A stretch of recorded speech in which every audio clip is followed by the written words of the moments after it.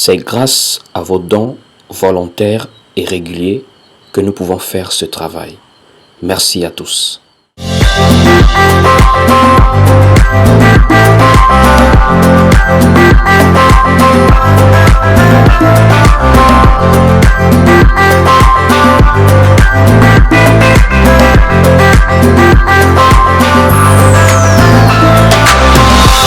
Ce soir, nous allons partager une exhortation assez importante.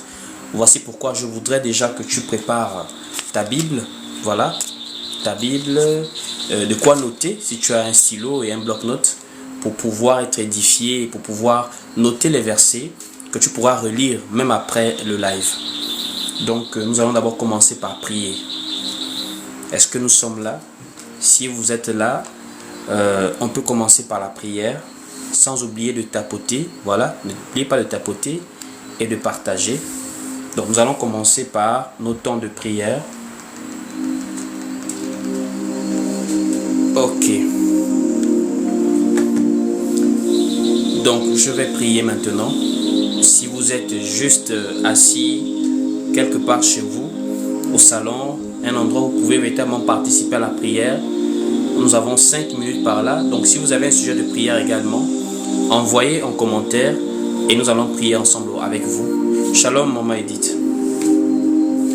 Je voudrais que nous puissions commencer ces moments en rendant grâce à Dieu pour ses bienfaits, pour la vie qu'il nous accorde, pour la santé et pour ses multiples grâces.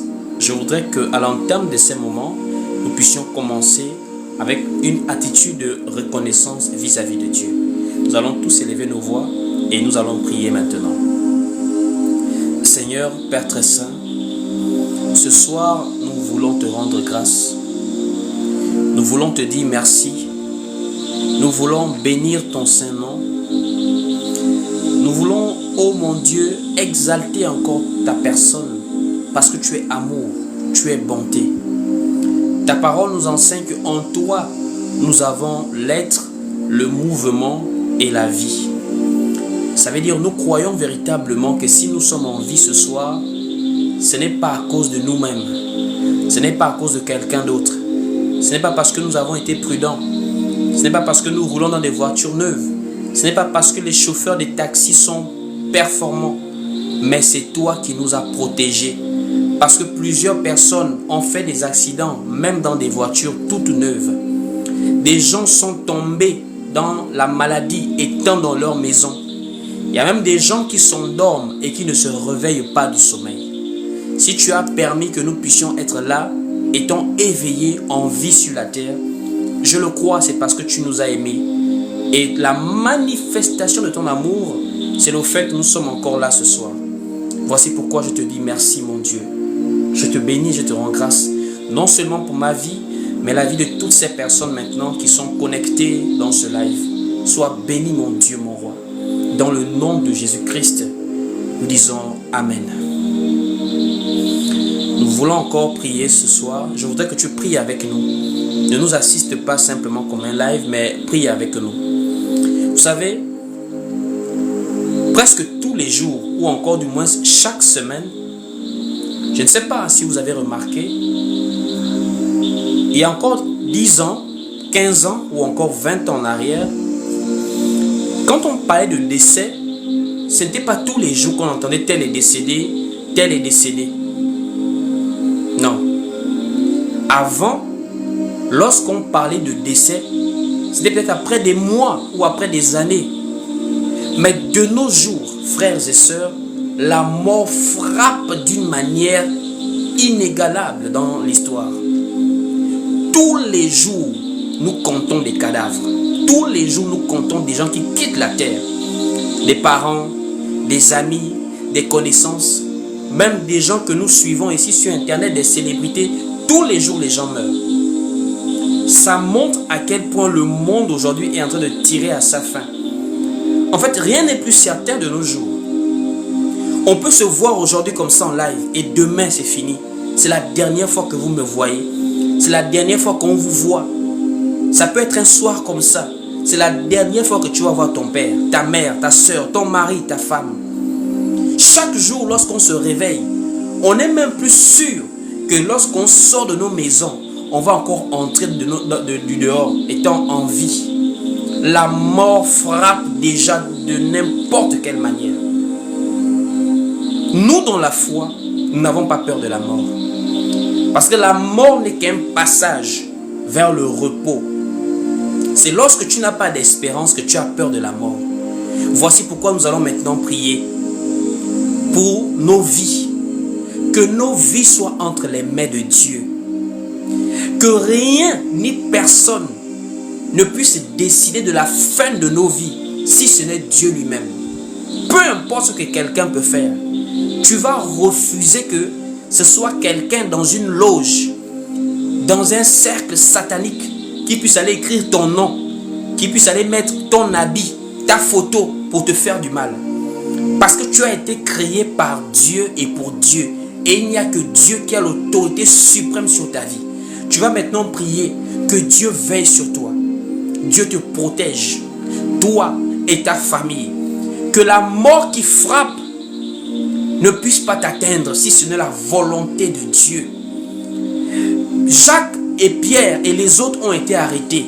Mais Dieu a permis que Jacques puisse mourir et Pierre puisse continuer à vivre. Dieu a permis que Étienne puisse mourir et que Jean puisse continuer à vivre. C'est Dieu qui doit décider et non un sorcier, non un braqueur, non quelqu'un qui te veut du mal, mais Dieu seul. Que si ce n'est Dieu, que tu boives du poison, que tu manges de la nourriture empoisonnée, que quelqu'un puisse te mettre des pièges, des embûches, que rien ne puisse t'arriver, que la main de Dieu te protège partout où tu vas. Élève maintenant ta voix et prie avec moi pour la protection divine dans le nom de Jésus-Christ. Oh mon Dieu, mon roi, nous prions. Nous prions que tu puisses nous protéger. De nos jours, rien n'est plus certain. La mort frappe déjà tous les jours, nous entendons des décès. Chaque semaine, chaque mois, parents, amis, connaissances, des gens que nous observons à distance, même sur Internet, des célébrités. La mort aujourd'hui n'épargne personne.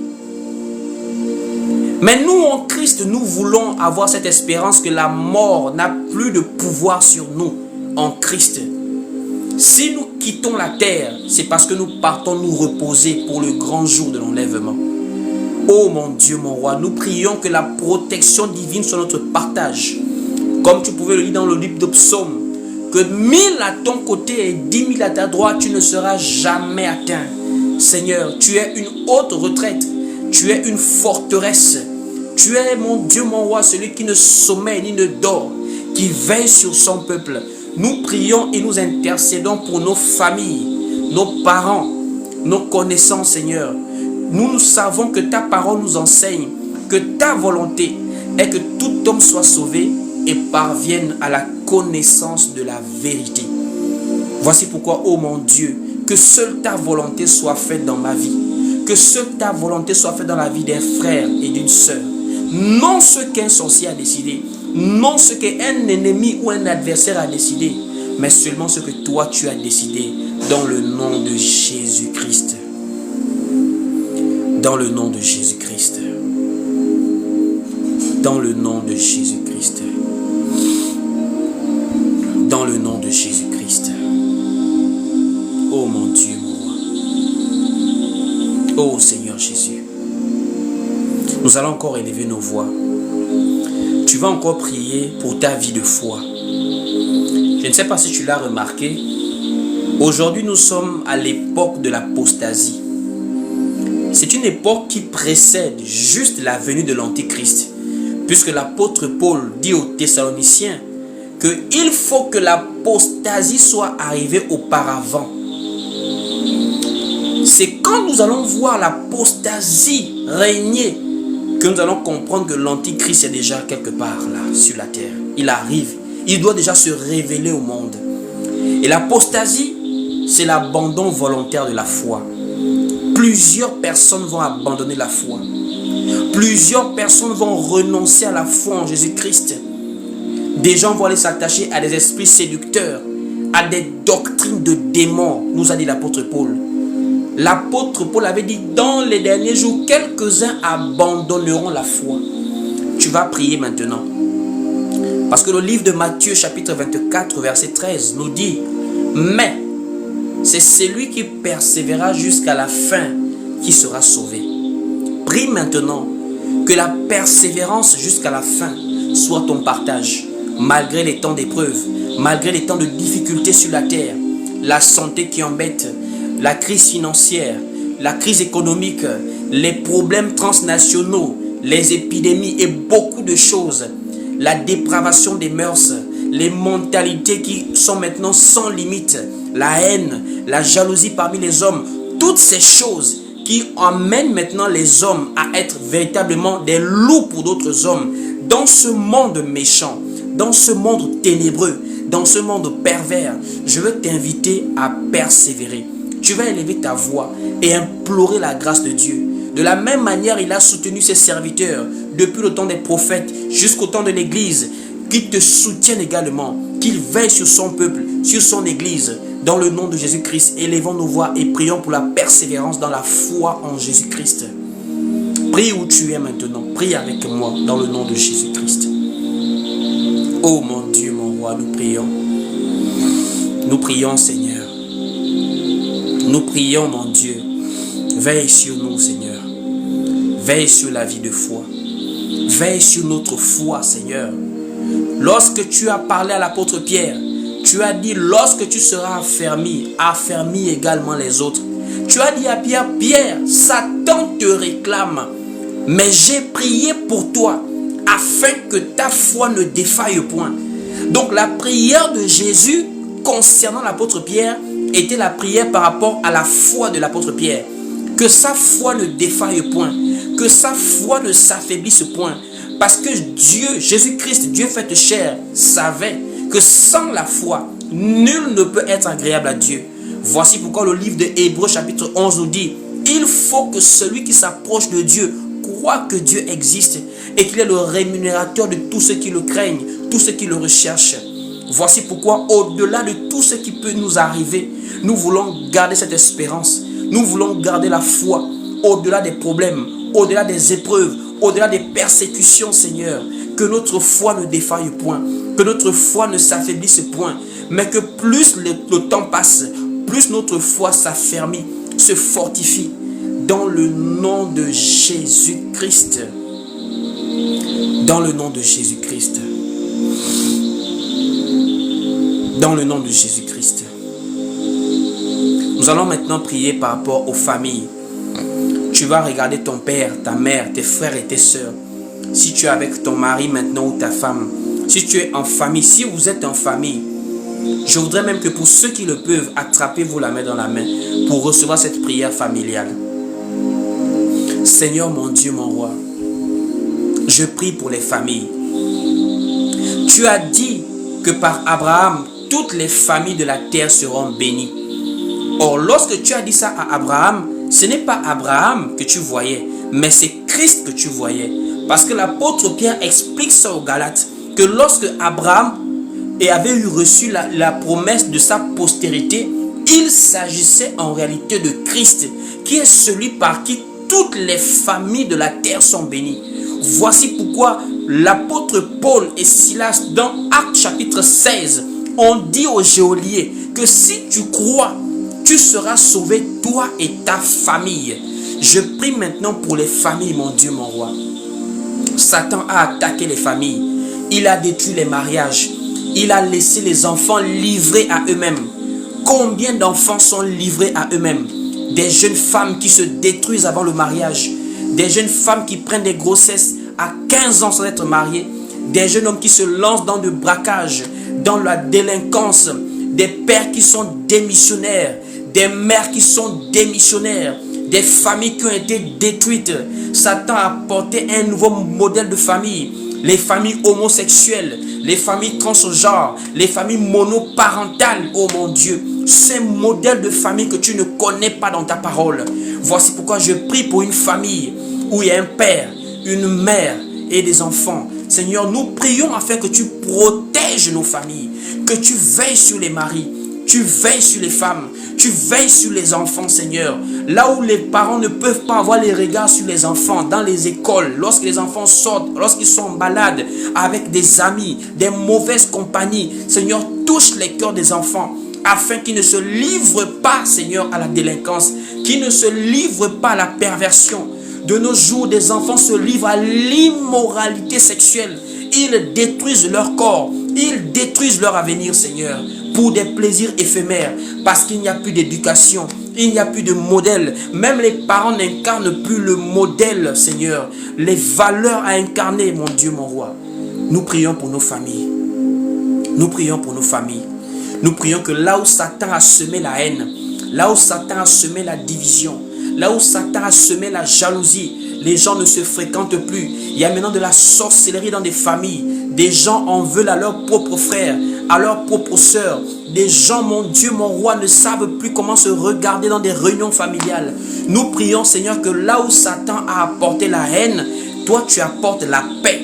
Là où Satan a apporté la division, toi tu apportes l'amour, mon Dieu, dans le nom de Jésus-Christ. Tu as dit que toute plante que Dieu n'a pas semée sera déracinée, mon Dieu, mon roi. Je t'en supplie. Tu as dit que les enfants doivent honorer leurs parents et que les parents ne doivent pas irriter leurs enfants. Ils doivent instruire leurs enfants selon la loi de Dieu. Oh mon Dieu, mon roi, protège nos familles. Veille sur nos familles. Dans le nom de Jésus-Christ. Dans le nom de Jésus-Christ. Dans le nom de Jésus-Christ.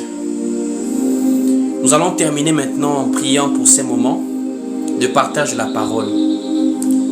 Je veux maintenant que tu puisses te préparer à recevoir cette exhortation de ce soir, cette parole qui t'est destinée certainement ce soir si tu es sur ce live. Voici pourquoi je veux maintenant que tu inclines ta tête simplement et je vais prier maintenant.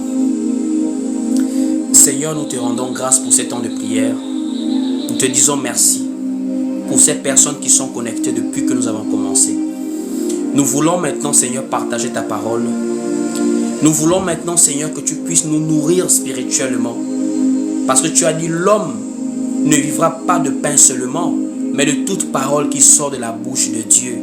Seigneur, nous voulons maintenant que ta parole nous édifie, nous construit spirituellement, nous aide à demeurer sur le chemin que tu es, sur la vérité que tu es, sur la vie que tu es. Prends maintenant les cœurs et dispose-les. Prends maintenant le contrôle de ces moments. Partout où ces personnes me regardent en live maintenant, peu importe le pays, peu importe la ville, je prie que ces moments soient comme des moments en présentiel où la personne assiste en face de moi afin d'être connectée et que Dieu puisse l'instruire ce soir, Dieu puisse l'édifier. Dans le nom de Jésus-Christ, nous avons ainsi prié. Nous disons Amen. Amen, Amen. Alors nous allons pouvoir commencer nos moments d'exhortation. Voilà. Nous allons pouvoir commencer et nous allons maintenant parler ce soir de l'iniquité. Nous allons parler de l'iniquité. Ce soir, nous allons parler de l'accroissement de l'iniquité. Donc, tu peux mettre comme thème de ce partage l'accroissement de l'iniquité. Alors, qu'est-ce que je veux te faire comprendre par cet enseignement, sinon cette exhortation? L'accroissement de l'iniquité. Tu sais, lorsque nous lisons le livre de Matthieu, chapitre 24, les apôtres posent une question très capitale au Seigneur. Puisqu'ils sont là face au temple et ils sont en train de présenter à Jésus la beauté du temple, la beauté physique. Et Jésus va leur dire, voyez-vous tout ceci, il ne restera pas ici pierre sur pierre qui ne soit renversé. L'accroissement de l'iniquité. L'accroissement. Maintenant, les apôtres, au vu de ce que Jésus leur dit que ce temple sera détruit, ils vont maintenant se rapprocher de Jésus. Et ils vont poser à Jésus la question, Seigneur, dis-nous, quand sera-ce Donc, il commence à vouloir connaître les précisions concernant la fin du monde et la venue du Seigneur. Et nous allons maintenant partir lire pour bien comprendre le texte dans le livre de Matthieu, chapitre 24, à partir du verset 3. Je voudrais que tu notes cela avec moi et qu'on lise ensemble. Matthieu, chapitre 24, au verset 3. Il est écrit ici: il s'assit sur la montagne des Oliviers. Et les disciples vinrent en particulier lui faire cette question: dis-nous, quand cela arrivera-t-il? Et quel sera le signe de ton avènement et de la fin du monde? Donc, en fait, les apôtres veulent connaître la précision sur la fin du monde. Quels seront les signes? Donc, en réalité, frères et sœurs, le livre de Matthieu chapitre 24 est un passage très prophétique qui renferme même plusieurs événements des derniers jours, plusieurs signes qui vont interpeller l'Église, qui vont interpeller les croyants, les disciples de Jésus-Christ, à pouvoir faire attention, à pouvoir davantage prêter attention à la parole, à leur relation avec Dieu. Alors, il va nous citer beaucoup de choses, beaucoup de signes. En l'occurrence, il va citer la séduction, et la séduction qui sera liée à des gens qui viendront sous couvert d'être des envoyés de Dieu, mais qui viendront pour tromper le peuple, pour séduire le peuple. Il va mentionner également les guerres, les bruits de guerre. Il va mentionner des famines en divers lieux, des tremblements de terre. Et le Seigneur va maintenant, au verset 13 par là, nous dire quelque chose, au verset 12 précisément, de Matthieu 24. Il dit: et parce que l'iniquité se sera accrue, l'amour du plus grand nombre se refroidira. Et je voudrais qu'on parte lire ça ensemble.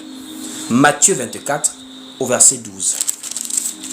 Matthieu chapitre 24, au verset 12, lisons ici, il est écrit ici: et parce que l'iniquité se sera accrue, la charité du plus grand nombre se refroidira. Parce que l'iniquité se sera accrue, la charité du plus grand nombre se refroidira. Qu'est-ce qu'on peut comprendre par ce passage? Vous savez, la compréhension des Écritures, c'est la grâce de Dieu. Ce n'est pas un certain niveau d'intellectualisme. Non, non, non. C'est la grâce de Dieu.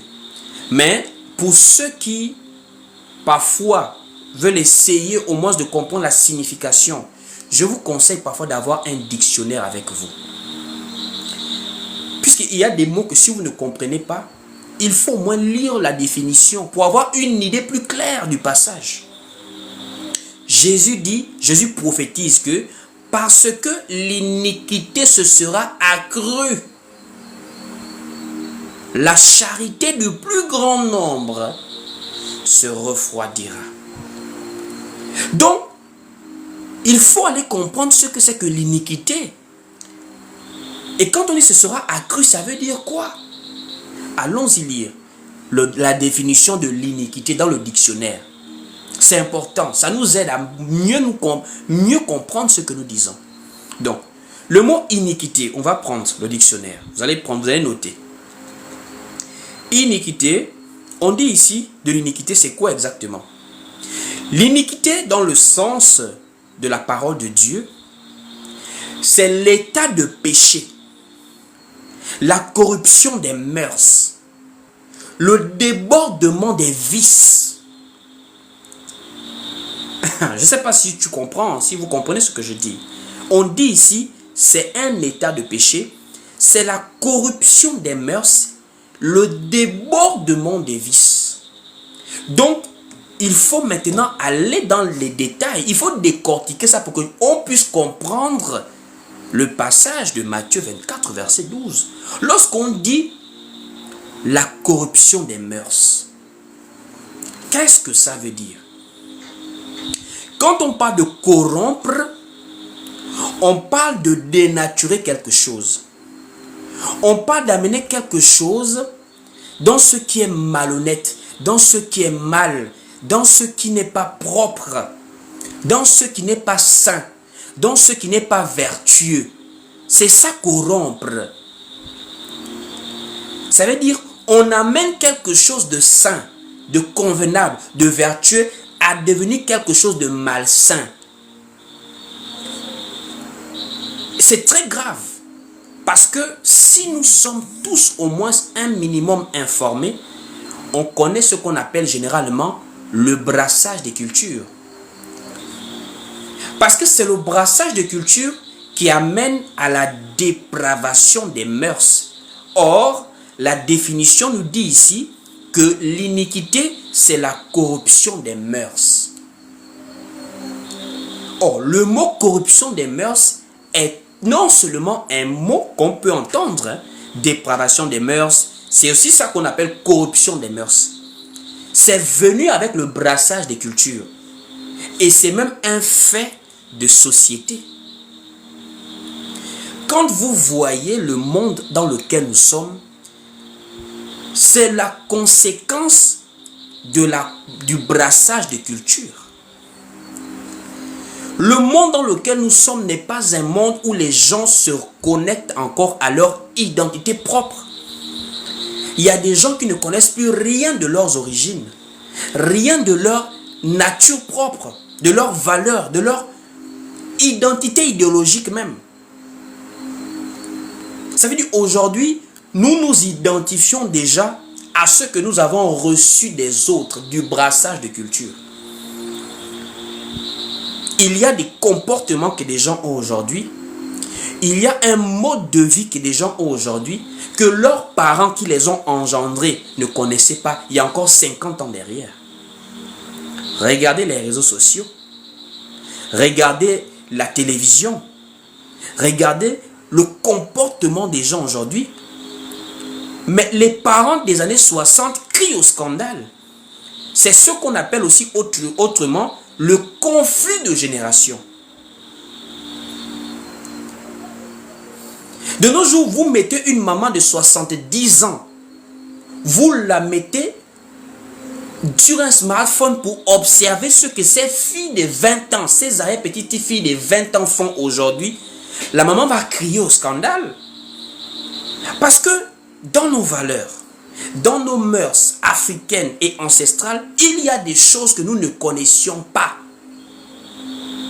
Qu'est-ce qui s'est passé? Le brassage de culture est arrivé. Pourquoi? C'est d'abord lié aussi à un peu d'historicité par rapport aussi au monde dans lequel nous sommes. Comme nous le savons, le monde, depuis que les hommes ont commencé à former des communautés, le monde a souvent été l'objet de plusieurs successions en fait d'empires, de royaumes, etc., etc.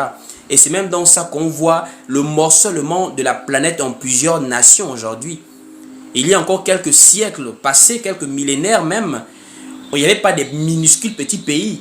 C'était autrefois des grands empires, des grands royaumes. À l'exemple de l'empire babylonien, l'empire Mède et Perse, l'empire grec, l'empire romain, ou encore l'empire de Chine, ou encore l'empire ottoman. C'était des grands espaces. Et après, maintenant, ça s'est également morcelé en plusieurs royaumes, comme par exemple en Europe, le royaume de France, le royaume le royaume germanique, hein, ou encore le royaume de la Belgique, et beaucoup d'autres royaumes, le royaume d'Espagne, la Grande-Bretagne. Et plus un royaume, un empire gagnait en puissance, plus il cherchait à envahir d'autres territoires, à dominer d'autres peuples. Donc, quelque part, on peut dire que c'est d'abord un fait historique, le fait, par exemple, que nous parlons français, le fait, par exemple, que notre modèle sociétal, notre modèle de vie civile, administratif est calqué au modèle de l'ancien empire colonial. Donc, de ce côté-là, on peut dire qu'il y a également eu une colonisation culturelle. Mais, frères et sœurs, est-ce qu'en 2025, on peut encore véritablement donner la faute à la colonisation d'il y a plusieurs époques, puisque autrefois, c'était au forceps, par les armes. Mais aujourd'hui, avec la modernisation, c'est un choix. C'est un choix. Puisque je ne sais pas si au jour d'aujourd'hui, on met un fusil sur la tempe de nos jeunes filles pour leur demander d'aller danser en mettant leur postérieur sur TikTok. Je ne sais pas. Je ne sais pas si on met la tempe, on met les fusils braqués sur nos jeunes gens pour qu'ils s'intéressent à la politique, à comment aller danser avec des casquettes et des t-shirts, au lieu de chercher à comment faire pour développer leur pays. Comment faire pour développer dans la science. Comment faire pour développer dans beaucoup d'aspects. Dans l'économie, dans beaucoup de choses. Est-ce qu'aujourd'hui on peut encore dire que c'est une affaire qu'on nous a imposé un modèle de vie? Est-ce qu'aujourd'hui l'homosexualité est quelque chose qu'on tire sur des gens pour leur forcer à être homosexuels? Pour leur forcer à être des lesbiennes? Pour leur forcer à être des transgenres? Pour leur forcer à faire des choses qu'ils font aujourd'hui? C'est devenu une affaire de choix. Pourquoi? Parce qu'il y a eu la corruption des mœurs. Ce n'est plus simplement la colonisation, c'est la corruption des mœurs qui est passée par là. Ça veut dire la dépravation des mœurs. Aujourd'hui, il y a des gens qui préfèrent la mentalité, le modèle de vie occidental par rapport au modèle de vie africain ancestral chez nous. Regardez seulement vos réseaux sociaux. La manière de s'habiller est devenue un choix. Les femmes préfèrent être nues qu'être vêtues. Les enfants sont devenus rebelles à leurs parents. Pourquoi? C'est parce que on nous a tellement embelli le modèle de famille occidentale où l'enfant répond au père. L'enfant a des droits devant celui qui l'a engendré. Le père n'a pas le droit de punir son enfant. Donc quand on voit ça dans les films, on est heureux. On se dit, waouh! Les Occidentaux, c'est la meilleure famille. Là-bas, l'enfant peut dire quand même la vérité à son père, à sa mère. Les mœurs ont été corrompues. Or, nous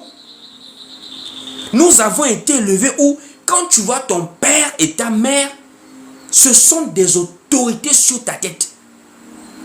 Pour répondre à ton père, tu ne réponds même pas à ton père, tu lui demandes la parole.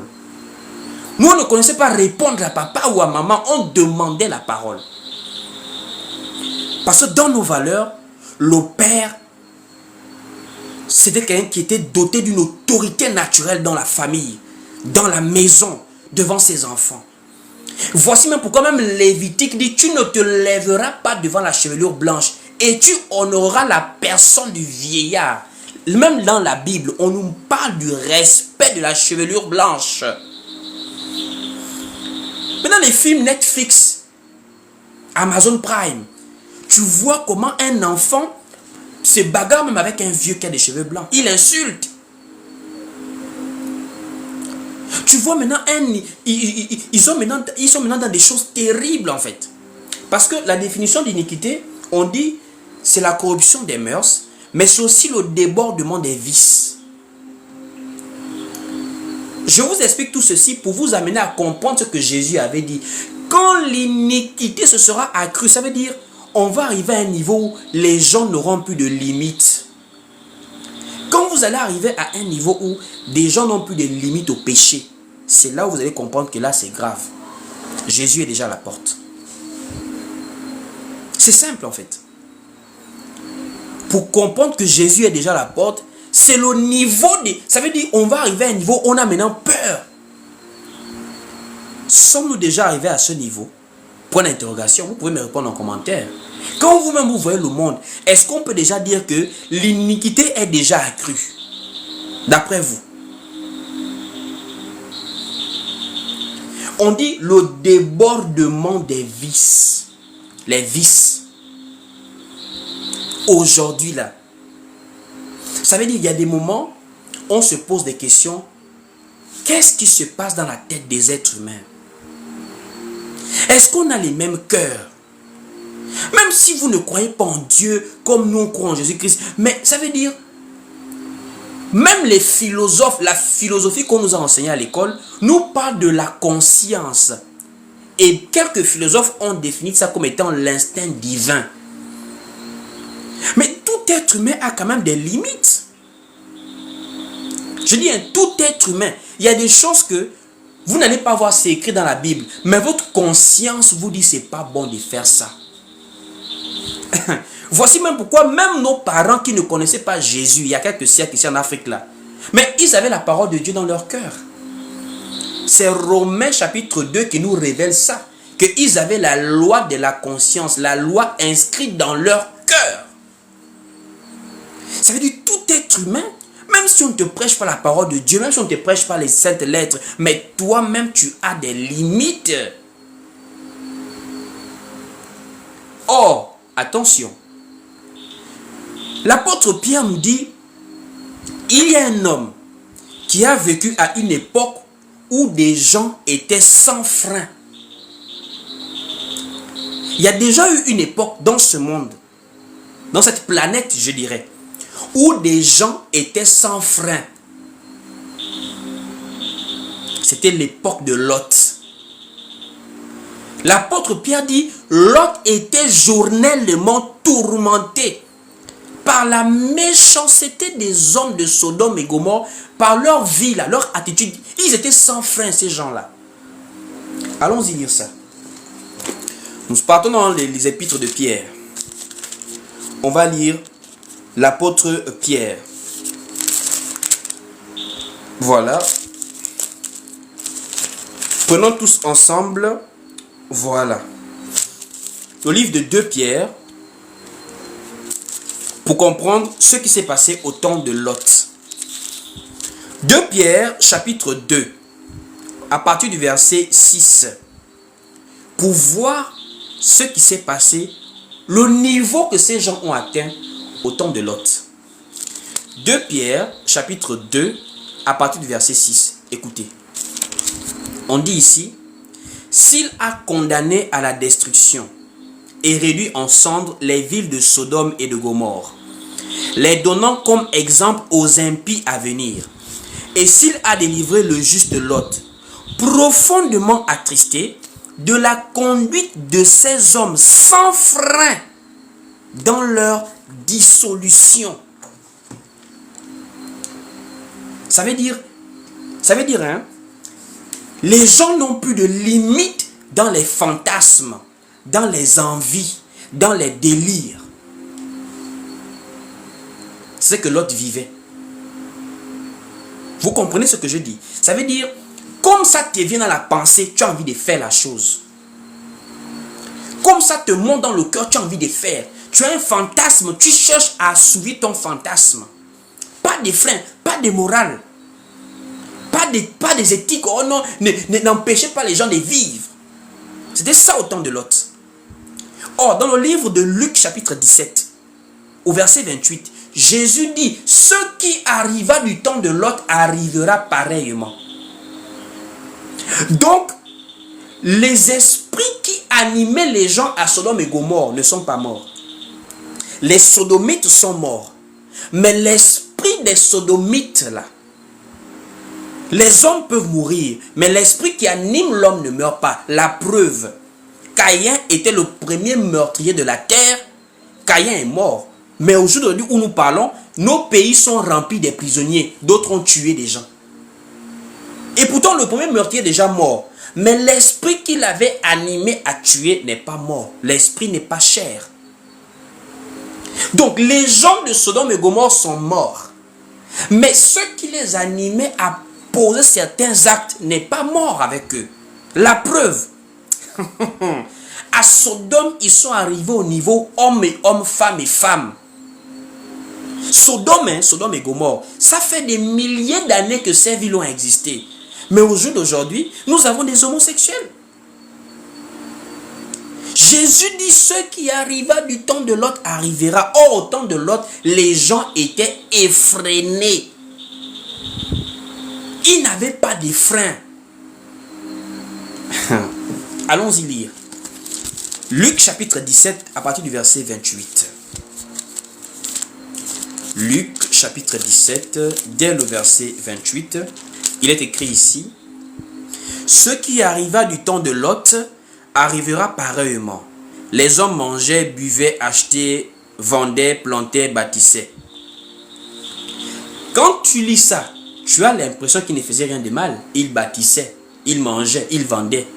Mais si tu veux, je t'amène faire un petit tour dans Genèse pour comprendre le détail de ce que Pierre a voulu dire. Quand il dit que ces hommes-là étaient sans frein dans leur dissolution, je voudrais t'amener dans Genèse chapitre 19, que tu partes voir le degré des gens de Sodome. Tu vas comprendre beaucoup de choses aujourd'hui, en 2025. Allons-y ensemble. Nous sommes dans le livre de Genèse chapitre 19. Allons-y lire. Genèse au chapitre 19. Genèse 19, à partir du verset 1er, je voudrais te faire comprendre la lecture. Donc Genèse 19, dès le verset 1er. Allons-y ensemble.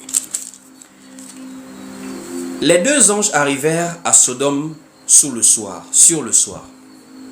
Et Lot était assis à la porte de Sodome. Quand Lot les vit, il se leva pour aller au-devant d'eux et se prosterna face contre terre. Puis il dit: voici mes seigneurs, entrez, je vous prie, dans la maison de votre serviteur, et passez-y la nuit. Lavez-vous les pieds, vous vous lèverez de bon matin et vous poursuivrez votre route. Non, répondirent-ils, nous passerons la nuit dans la rue. Mais Lot les pressa tellement qu'ils vinrent chez lui et entrèrent dans sa maison. Il leur donna un festin et fit cuire des pains sans levain, et ils mangèrent. Il n'était pas encore couché que les gens de la ville, les gens de Sodome, entourèrent la maison. Depuis les enfants jusqu'aux vieillards, toute la population était accourue. Ils appelèrent Lot et lui dirent: où sont les hommes qui sont entrés chez toi cette nuit? Fais-les sortir vers nous pour que nous les connaissions. Les gens de la ville de Sodome, écoutez la précision. On dit du plus petit. Moi j'aime les détails. On dit ici depuis les enfants jusqu'aux vieillards.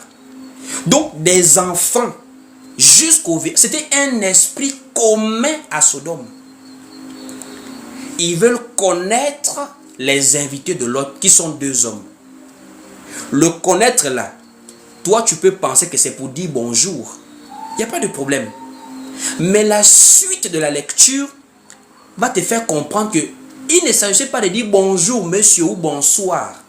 Puisque Lot va maintenant leur donner une réponse qui n'a rien à voir avec une salutation, mais qui a plutôt à voir avec les choses qui se passent en dessous de la ceinture.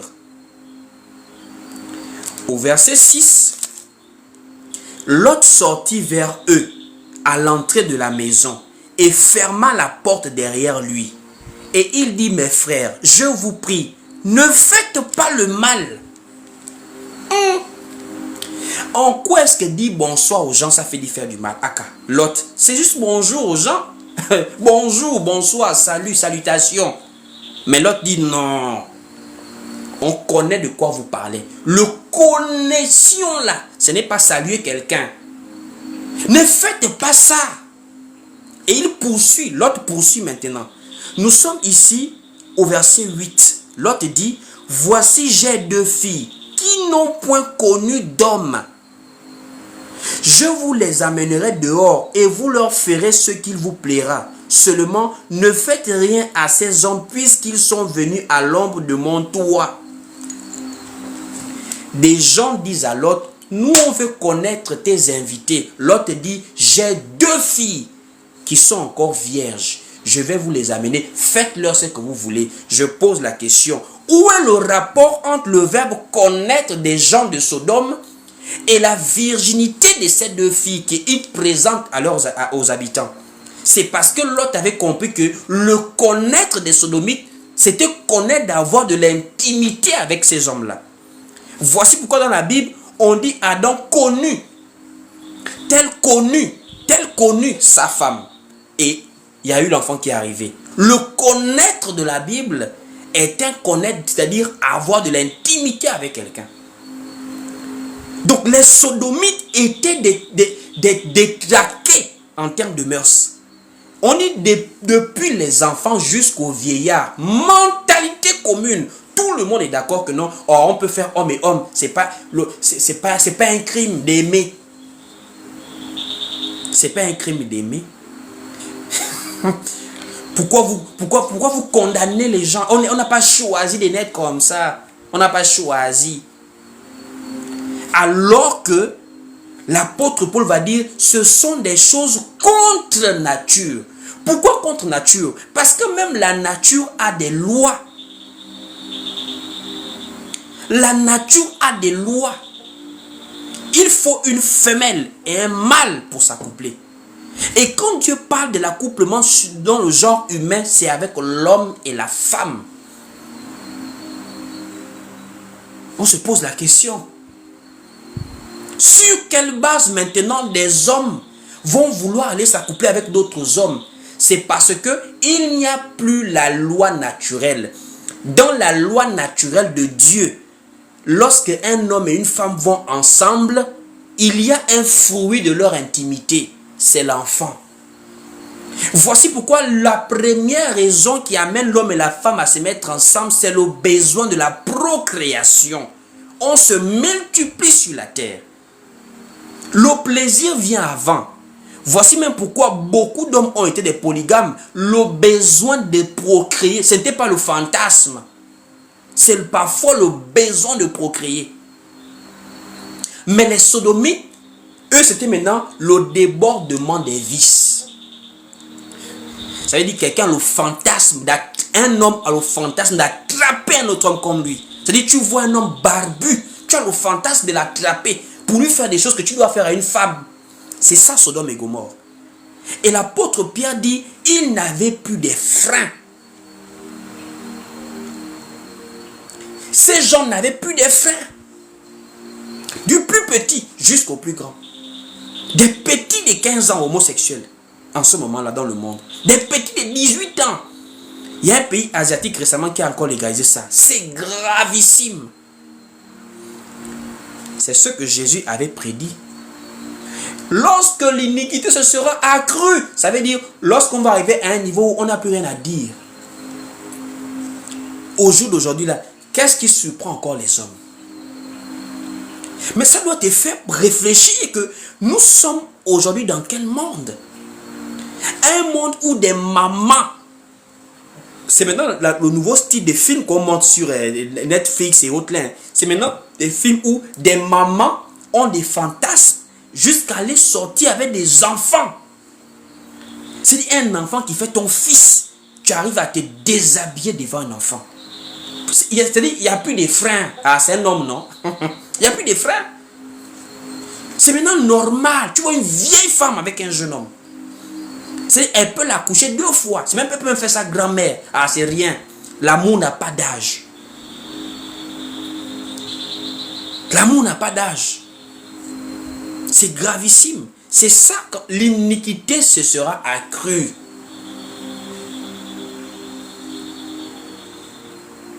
De nos jours, on a même les zoophiles. C'est-à-dire quelqu'un qui est assis comme ça et subitement, paf, il a envie de la chèvre. Il veut de la poule. C'est-à-dire, je ne sais pas comment il développe des envies pour aller avec un animal. Pierre avait dit, Lot était comme ça là. Lot était journellement tourmenté que mon Dieu, mon Dieu, mon Dieu, mon Dieu. C'est ça qui a tourmenté Lot. Tu vois la différence entre les gens d'avant et nous aujourd'hui là. Nous, on n'est même plus tourmentés. Il y a des gens, ils voient ça, il n'est même pas tourmenté. Il mange bien sa pizza, il est heureux. Comment tu peux être heureux dans un monde où les hommes vont déjà avec les animaux? Toi, tu es heureux de vivre dans ce monde-là. Il y a un problème. Il y a un problème. Ça veut dire, à un moment donné, Jésus avait dit, quand quand l'iniquité se sera accrue, l'amour du plus grand nombre se refroidira. Et aujourd'hui, on peut clairement remarquer comment l'amour du plus grand nombre se refroidit. Les gens aujourd'hui là, avec l'affaire de Dieu, c'est maintenant le refroidissement. Parce que l'amour dont nous parlons premièrement dans la parole de Dieu, c'est l'amour de Christ en nous. L'amour du plus grand nombre se refroidira. Voici pourquoi, même quand l'Antichrist viendra, et il viendra celui où beaucoup de gens, le livre de Thessaloniciens nous avertit que beaucoup de gens seront séduits parce qu'ils n'auront pas reçu l'amour de la vérité. Et à ce moment, c'est maintenant Dieu qui va leur envoyer une puissance d'égarement pour qu'ils croient au mensonge. C'est grave. Aujourd'hui, si tu arrives à trouver normal que deux hommes vont ensemble, deux femmes vont ensemble, un homme et un animal vont ensemble, un enfant peut sortir avec sa mère, sa grand-mère, c'est que c'est fini pour toi. Tu es déjà dans l'égarement pur et simple. Parce que ceux qui tourmentaient Lot, toi tu valides ça. Ceux qui étaient rejetés par Paul, par Pierre, par le Seigneur, toi tu acceptes ça. Ah, en tout cas, pourquoi les condamner? C'est l'amour, non? La charité du plus grand nombre se refroidira.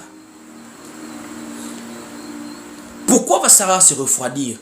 Parce que les gens vont devenir insensibles à la parole. Nos jours, les gens sont insensibles à la parole.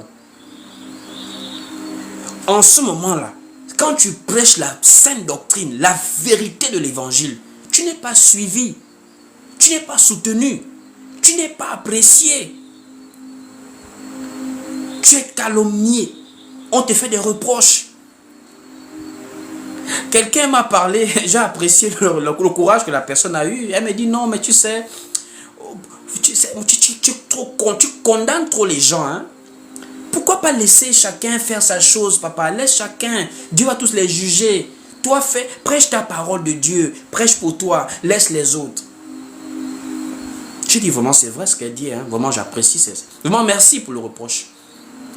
Maintenant, je lui ai dit, bon, quand tu me dis de prêcher la parole de Dieu, qu'est-ce que la parole de Dieu pour toi exactement? Et qu'est-ce qu'est un homme de Dieu pour toi? Donc, pour toi, tu estimes que l'église, c'est maintenant comme un grand business, quoi, où chacun a sa boutique. Moi, je ne me mêle pas de ce que l'autre prêche. Lui, il ne se mêle pas de ce que moi je prêche. Chacun prêche comme il veut.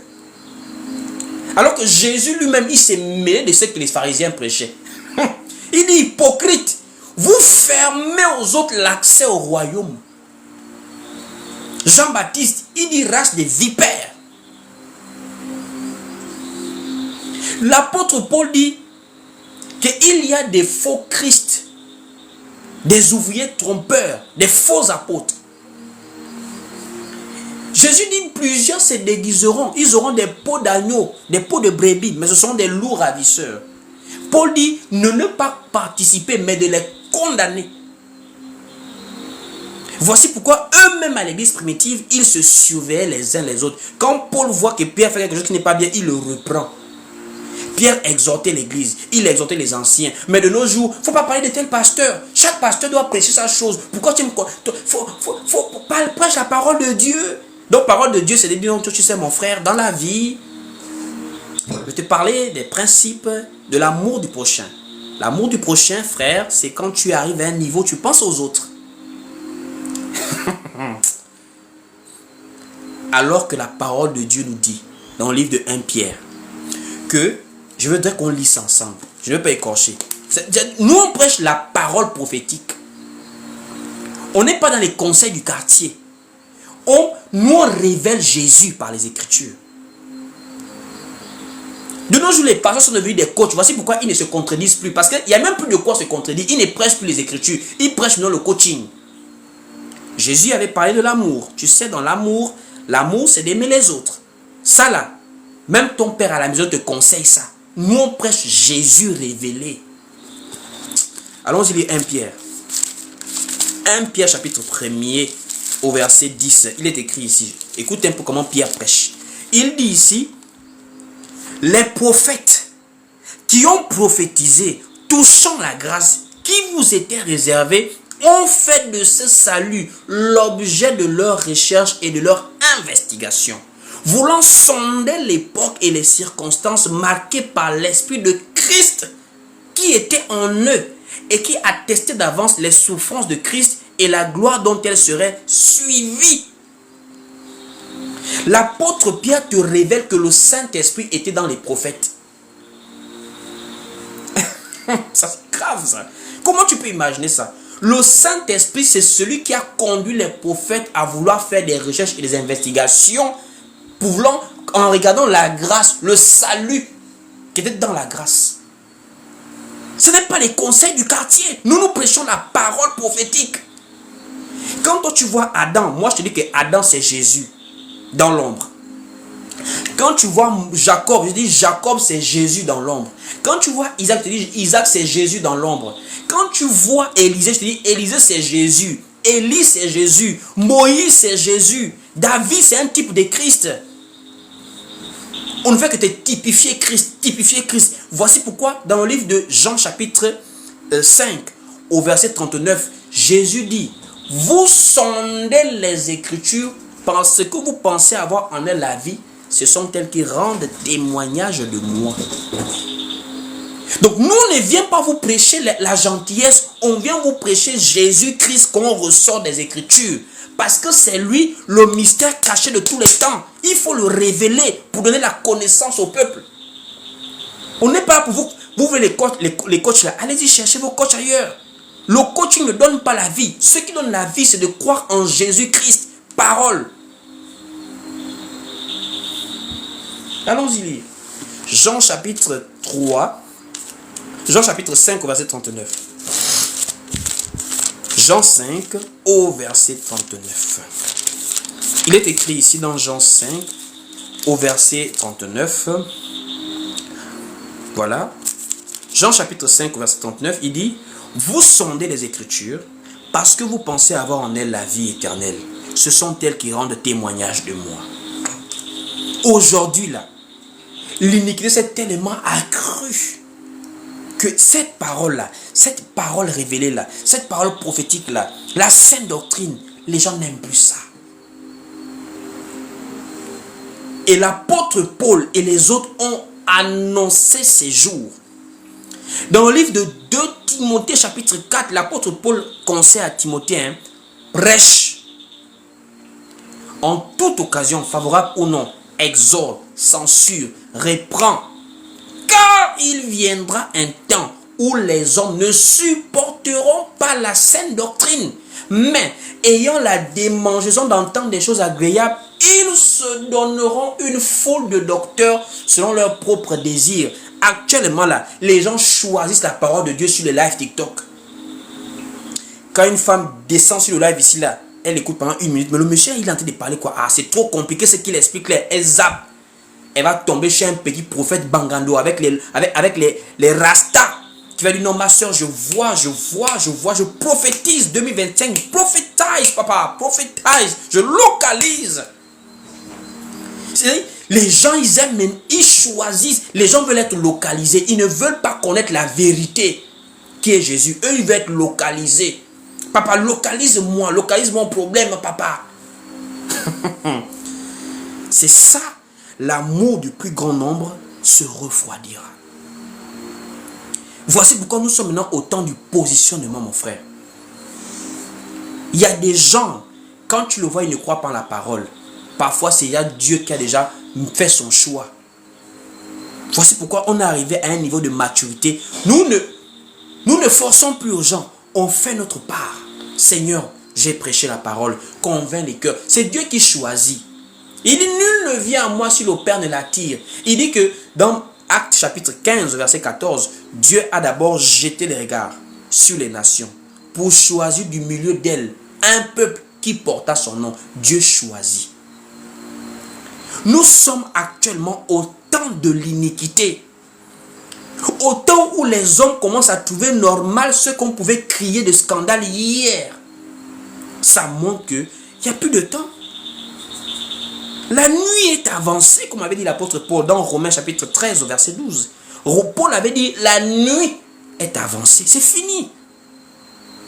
C'est le moment où tu dois maintenant redoubler maintenant de sincérité vis-à-vis de la parole de Dieu. Nous sommes sauvés par la grâce. Ça ne veut pas pour autant dire qu'il faut maintenant se laisser conformer à ce siècle. L'Église de Dieu ne peut pas se conformer à ce siècle impur. Jamais. Quand tu vois déjà des gens, soi-disant serviteurs de Dieu, ressemblent aux mondains, c'est ça qu'on dit, l'iniquité se sera accrue. C'est un grand thème. On peut avoir même encore demain la suite. C'est-à-dire, quand tu vois maintenant ce qu'on appelle l'église de nos jours, tu comprends que le monde est déjà entré. L'iniquité se sera accrue. L'amour du plus grand nombre se refroidira. Je prie que ce ne soit pas ton partage. Que tu sois comme Lot à Sodome et Gomorrhe. Ça veut dire, même si toute la ville est dans l'impureté, toi, demeure dans la crainte de Dieu. Même si les femmes s'habillent de plus en plus mal de nos jours, toi, demeure dans la décence. Même si les hommes cherchent maintenant les bonnes aventures sur des lives TikTok, les localisations, toi, cherche la vie éternelle. Que véritablement, Dieu vous bénisse. Nous avons terminé notre temps de partage de la parole de Dieu. Voilà. Nous allons prier. Avant de prier, nous donnons quelques informations souvent utiles. Voilà. Pour toutes les personnes qui nous suivent et qui nous prennent souvent en cours, en pleine prédication comme ça. Si vous voulez suivre la prédication complète, je vous envoie sur notre chaîne YouTube. Nous sommes également sur YouTube, sur la chaîne Willy Bendon. Voilà. Le lien est sur ma bio TikTok, voilà, sur mon profil. Nous sommes également sur la page Facebook Willy Bendon et sur le compte Instagram Willy Bendon. Pour ceux qui veulent nous contacter, vous pouvez venir en inbox sur WhatsApp au plus 241 74 31 70 87. Et pour ceux et celles qui apprécient le travail que nous faisons ici et qui veulent prendre part à cette grande mission qui est d'éclairer le peuple de Dieu par la parole de l'évangile, la sainte doctrine, voilà, la parole prophétique. Vous pouvez nous soutenir également en devenant un partenaire, en nous soutenant régulièrement par un don qui nous permet de véritablement financer cette mission que nous avons ici sur Internet. Donc nous allons prier, que Dieu vous bénisse. On va juste incliner les têtes partout où vous êtes et je vais prier pour la fin.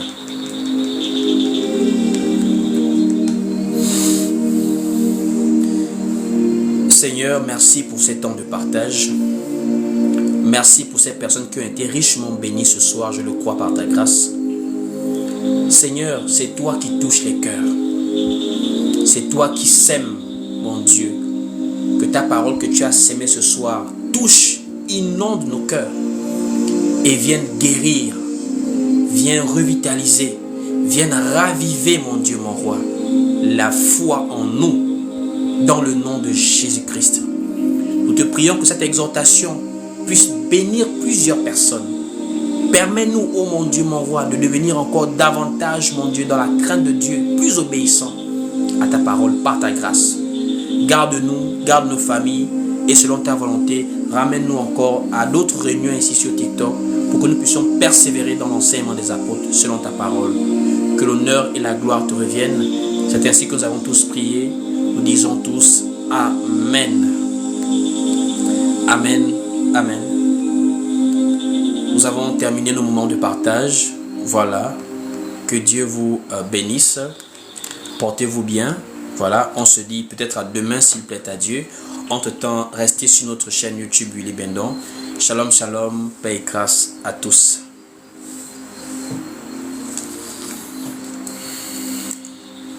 Pour plus d'édification, suivez-nous sur Facebook, YouTube, TikTok et Instagram. Que Dieu vous bénisse.